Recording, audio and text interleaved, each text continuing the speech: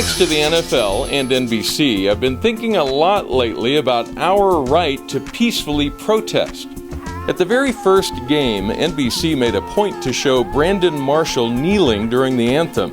I heard Chris Collinsworth say, "God bless America that you have that right." So while NBC acknowledges that is controversial, they also establish that it is a right we all have. Meanwhile, the Broncos organization expressed an opinion freely.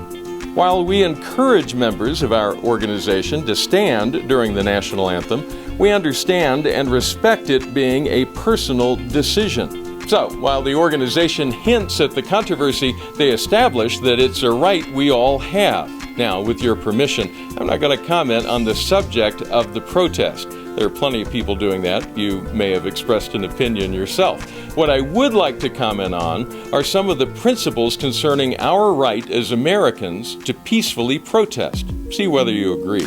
The first one, government should not force you to betray your conscience. No matter your opinion, would you agree that the player should not be handcuffed and dragged off to jail? Government should not go after his personal property. Can you imagine if they did? Liberty may cost something. The day after the game, the Bronco player got word he'd lost an endorsement deal as a spokesman. Would you agree that the person protesting must understand it may cost something? Businesses should be free to act according to conscience. The business that dropped him works with the military. Their members decided his protest was not in line with their values. Now, whether you agree with the company or not, would you agree that government should not punish a business for making decisions acting on conscience? He's free to protest, so are they.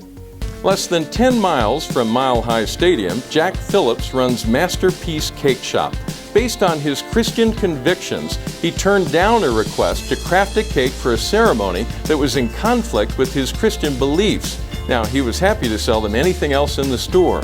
So that was his protest. In light of these general principles, why is the government going after him, threatening him with jail time? I mean, he's willing to lose the income from creating a custom cake, so what's the problem?